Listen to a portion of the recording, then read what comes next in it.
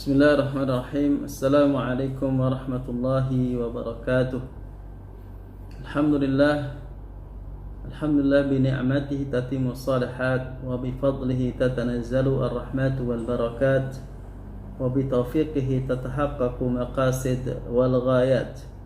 Wa nusalli wa nusallimu ala khatimil anbiya'i wal mursalin sayyidina wa habibina wa maulana Muhammadin wa ala alihi wa sahbihi wa man sara ala nahjihi ila yaumiddin, amma ba'du.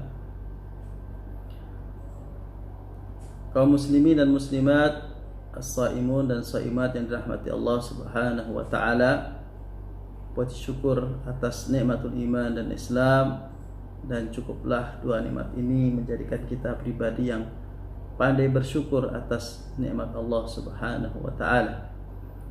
Salawat serta salam pada junjungan kita Nabi besar Muhammad sallallahu alaihi wasallam atas perjuangan beliau, jihad beliau, dakwah beliau, sehingga kita bisa merasakan nikmatul iman dan Islam.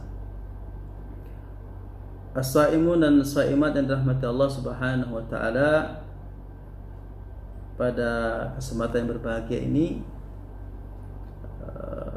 saya ingin menyampaikan tentang urgensi mempelajari fikih, terkhusus urgensi belajar fikih ibadah. Bapak dan Ibu yang dirahmati Allah Subhanahu wa taala, fikih yang secara bahasa bermakna fahmun daqiq, memahami yang detail, pemahaman yang dalam. Yang dalam terminologinya fikih adalah ma'rifatul ahkam asy-syar'iyyah al-amaliyah min adillatiha tafsiliyah. Satu ilmu yang mempelajari tentang hukum-hukum syariat yang berkenaan dengan perilaku perbuatan kita, yang berdasarkan dalil-dalil yang sudah rinci, sudah detail, yang sudah diterangkan oleh para ulama kita, para fuqaha kita. Dari definisi tersebut, apakah secara etimologi maupun terminologi, menunjukkan betapa agungnya ilmu fikih, terkhusus fikih ibadah dan fikih-fikih lainnya. Pemahaman tentu menjadi sebuah awal yang harus dilakukan oleh siapapun agar menjamin apa yang dilakukannya itu benar.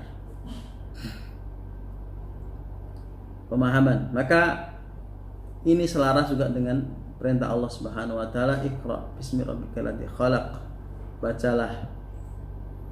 Dan ini adalah ayat yang pertama turun tentang baca. Tentu baca adalah satu jembatan untuk kita bisa memahami sesuatu, dan memahami itu bisa menjaga kita dari sebuah kesalahan. Kalau kita tengok dari sisi terminologinya, bicara tentang hukum amaliyah, hukum Islam berkenaan dengan perilaku, tentu ini sesuatu yang sangat urgent ya, karena hidup ini adalah aktivitas. Hidup ini adalah aktivitas dengan berbagai aktivitas yang mungkin tidak terhitung. Dan kita harus pastikan bahwa aktivitas kita itu punya legalitas hukum dalam Islam, sehingga bisa dimasukkan dalam kategori bahwa apa yang kita lakukan itu adalah sebuah ibadah. Kalau ibadah berarti kita bisa mengharapkan pahala dari Allah Subhanahu wa taala. Jadi ketika kita pastikan bahwa amal kita itu halal, mubah, maka atau bahkan wajib atau bahkan sunnah, maka di belakang itu semuanya ada pahala dari Allah Subhanahu wa taala. Yang selanjutnya bicara tentang urgensi belajar fikih ya. Ini perintah Rasulullah sallallahu alaihi wasallam. Dalam hadisnya Rasulullah sallallahu alaihi wasallam mengatakan, bersabda, man yuridillahu bi khairan yufaqihu fid din. Siapa yang diinginkan kebaikannya oleh Allah Subhanahu wa taala, yufaqihu fiddin, dia diberikan pemahaman yang detail, pemahaman yang dalam terhadap agamanya. Dan salah satu ciri dari pemahaman yang detail, yang dalam, yang rinci terhadap agamanya adalah tentang hukum-hukum yang didasari oleh dalil-dalil. Selanjutnya juga belajar fikih ibadah terkhusus menjadikan kita terbebas dari bid'ah. Setelah kita terbebas dari kesalahan, kita terbebas dari apa yang dikatakan bid'ah.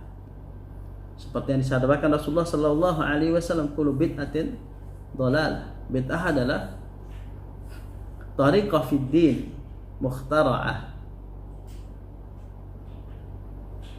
cara beragama yang mukhtara'ah, yang tidak ada dasarnya, tidak ada dalilnya. Apakah Al-Quran, apakah Sunnah, apakah qiyas, apakah ijma, atau dalil-dalil yang lainnya. Maka dengan kita belajar fikih, kita dituntun, kita diajari mengetahui hukum sebuah perbuatan disertai dengan dalil-dalilnya, baik dalil Al-Qur'annya, ayatnya surat apa, ayat berapa, kemudian kalau ada hadisnya, hadis mana hadisnya, kemudian tingkat kesahihan hadisnya bagaimana, siapa rawinya, kalau ada qiyas ini bisa dikiaskan kemana, kalau ini ijma, dasar ijma, maka ijmanya di mana, kalau ini dalilnya adalah istihsan, mana istihsannya dan di mana wajhul istihsannya, kalau ini adalah maslahah, apakah ini maslahah yang diakui oleh syariat atau tidak. Sehingga kita dipastikan dengan belajar fikih ibadah kita terbebas, terhindar dari apa yang dikatakan bid'ah, yaitu melakukan satu ibadah-ibadah yang tidak memiliki dasar. Dengan fikih kita dituntun untuk tahu sebuah perilaku, sebuah aktivitas ibadah itu memang benar, dan kemudian melaksanakan dengan baik, dan kemudian disertai dengan dalil-dalil syariat yang jelas, sehingga ibadah kita sesuai dengan mutaba'ah, mengikuti tata cara Rasulullah sallallahu alaihi wasallam, mengikuti dalil syar'i, bukan mengikuti hawa nafsu. Kaum muslimin dan muslimat rahmati Allah Subhanahu wa taala, fikih juga mengajari kita, menuntun kita menjadi orang yang tidak cukup dengan taklid di dalam beribadah, dalam beragama dengan lebih luas. Ya.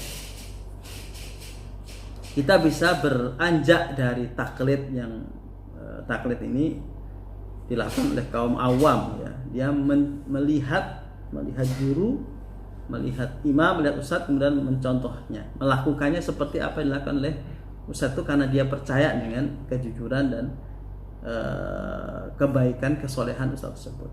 Namun di dalam berislam hendaklah kita terus fastabiqul khair, meningkatkan kemampuan kita. Dalam hal ini adalah kita melaksanakan sebuah ibadah, tidak cukup dengan taklid, ya. Agar lebih mantap lagi, tentu kita perlu untuk mengetahui dalil, ya.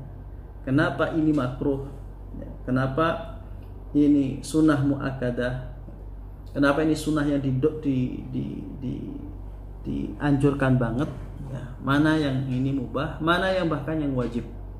Ini akan menjadi satu sikap yang positif sebagai umat Islam, bahwa dia beramal atas dasar dalil, bukan atas dasar taklid, melihat seorang alim kemudian mencontohnya begitu saja. Tapi Islam sangat mendorong kita untuk mengetahui dasar-dasarnya. Jadi kita naik pelajaran fikih dalam perkuliahan menjadikan kita naik derajat, ya, dari taklid awam, orang awam taklid mengikuti seorang guru, naik menjadi seorang yang mengikuti guru namun mengerti kenapa saya mengikuti imam fulan, kenapa saya lebih memilih pendapatnya imam fulan, kenapa saya melakukan ibadahnya atas dasar mazhab fulan. Ada dasar-dasar, ada dari syar'i yang itu kita pelajari, kita dapatkan dalam pelajaran fikih terkhusus fikih ibadah. Untuk itu kaum muslimin dan umat dimanapun berada, fikih yang merupakan bagian salah satu khazanah yang terbesar di dalam memahami Islam, merupakan satu yang sangat urgen dipelajari oleh siapapun yang ingin memastikan bahwa ibadahnya benar, memastikan bahwa ibadahnya sesuai dengan syariat Allah Subhanahu wa taala, sesuai dengan tuntunan Rasulullah sallallahu alaihi wasallam, bahwa ibadah kita memiliki dalil, memiliki dasar, dan bukan ibadah yang la aslalaha, yang tidak memiliki dalil, yang kemudian jatuh kepada apa yang disebut dengan bid'ah. Dan Rasulullah mengatakan kullu bid'atin dhalalah, bahwa setiap ibadah ritual yang kita lakukan tanpa dalil merupakan bid'ah yang diancam pelakunya terjebak di dalam, jatuh ke dalam pada kesesatan. Selamat menjalankan ibadah puasa. Semoga Allah Subhanahu wa taala menerima siam kita, wa qiyam kita, dan tilawah kita, dan sedekah kita, dan doa-doa kita. Wallahu muwaffiq ila aqwamit thariq. Assalamualaikum warahmatullahi wabarakatuh.